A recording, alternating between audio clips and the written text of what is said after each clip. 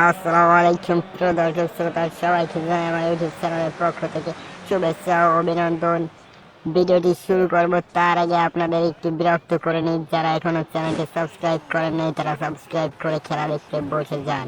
ওখানে চ্যাম্পিয়ন লিগের ফাইনাল ম্যাচের মুখোমুখি আছে অ্যাস্টন ভিলা বনাম ম্যানচেস্টার সিটি। আক্রমণে অ্যাস্টন ভিলা অসাধারণভাবে কিন্তু তারা এগিয়ে যাচ্ছে। অ্যাস্টন ভিলা আবারও সেখান থেকে আক্রমণে ম্যানচেস্টার সিটির পক্ষে কিলিয়ান এমবাপ্পে অসাধারণ একটা স্কিল দেখে কিন্তু তিনি এগিয়ে গেলেন।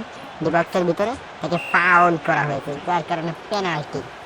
এমবাপ্পেকে কিন্তু ওখানে ফাউল করা হয়েছে, যার কারণে রেফারির সাথে সাথে প্ল্যান্টিক সংকেত। ওখানে আর্লিং হল্যান্ড প্ল্যান্টিক নিচ্ছে, আস্তে করে সোজা মেরে দিলেন, কিন্তু গোলকিপার ওখানে বোকা বনে গেলেন। তিনি বাম সাইডে ড্রাইভ দিলেন, বল কিন্তু সোজা গিয়ে জালে জড়িয়ে গেল। অ্যাকশন লিস্টটাতে আমরা দেখছি কিভাবে আর্লিং হল্যান্ড কিন্তু গোলকিপারকে বোকা বানিয়ে গোল দিয়ে দিলেন। আবার খেলা শুরু হলো। ওখানে অ্যাস্টন ভিলার অনুকূলে বল, তারা আক্রমণে যাওয়ার চেষ্টা। আবারও ওখানে কিন্তু তারা চমৎকার পাস দিয়ে আক্রমণে যাচ্ছে। ওখানে ওখানে শট এবং গোলকিপার কোর্টোয়া ব্লক করলো। কোর্টোয়া তিনিও কিন্তু স্কিল দেখে সামনে এগিয়ে যাচ্ছেন, গোলের সম্ভাবনা, ওখানে ব্লক করলেন গোলকিপার। কাউন্টার অ্যাটাক, চমৎকার কাউন্টার অ্যাটাক কিন্তু এগিয়ে যাচ্ছেন ম্যানচেস্টার সিটি। ওখানে লিওনেল মেসি রয়েছে, তাকে যেন কোনোভাবে ডিফেন্ডাররা আটকাতে পারছেন না। অপোনেন্টের ডিবক্সে লিওনেল মেসি শট এবং গোল। লিওনেল মেসির দলেরই গোলকিপার এমিলিয়ানো মার্টিনেজ, তার কিছুই করার ছিল না। অসাধারণ শটে কিন্তু তিনি গোল দিয়ে দিলেন। 2-0 গোলে পিছিয়ে গেল অ্যাস্টন ভিলা, আর এদিকে 2-0 গোলে এগিয়ে গেছে ম্যানচেস্টার সিটি। প্রথমার্ধের খেলা শেষ, দ্বিতীয়ার্ধের খেলা শুরু হলো। মানে রবিন দিয়াস কিন্তু দ্রুত গতিতে বল নিয়ে এগিয়ে যাচ্ছে, অসাধারণভাবে কিন্তু খেলছে রবিন দিয়াস। ওখানে রবিন দিয়াসের পাস ভান্ডাইক ওখানে পাস করলেন লুকা মদ্রিচের কাছে। লুকা মদ্রিচকে কিন্তু ওখানে ফাউল করা হলো। আবার আক্রমণ, ওখানে লিওনেল মেসি অপোনেন্টের ডিবক্সের ভিতরে ঢুকে পড়েছেন। শুট করবেন, তিনি শুট করবেন, কিন্তু না, ওখানে সাইড লাইনের বাইরে দিয়ে চলে গেল। আবারও ম্যানচেস্টার সিটির অনুকূলে বল, আর্লিং হল্যান্ড থেকে লিওনেল মেসি থেকে এমবাপ্পে শুট, ওখানে ডিফেন্ডার ব্লক করলেন, হল্যান্ডের শুটে গোল। এখানে হল্যান্ড নয়, কেভিন ডি ব্রয়না শুট করেছিল, যার কারণে কিন্তু ওখানে 3-0 গোলে এগিয়ে গেল অ্যাস্টন ভিলার বিপক্ষে ম্যানচেস্টার সিটি।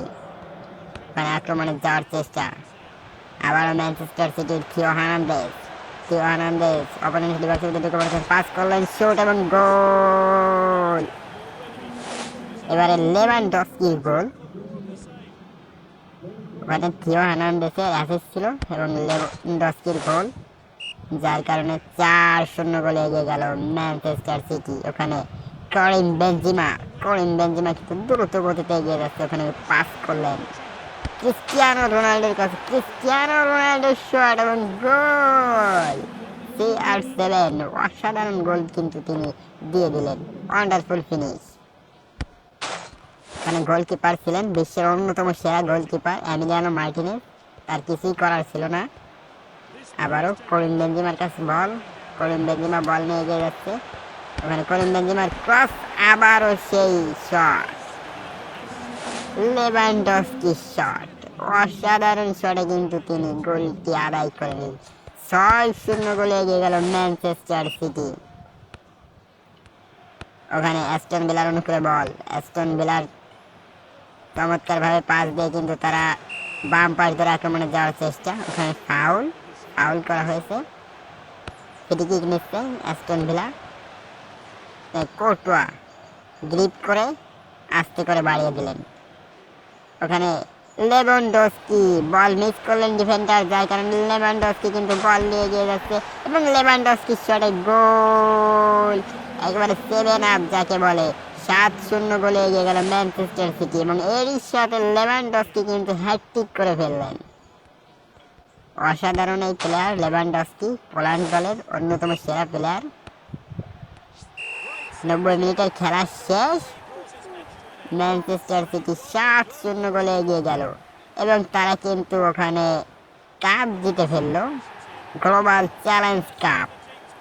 ফাইনাল ম্যাচ ছিল এটা গ্লোবাল চ্যালেঞ্জ কাপের।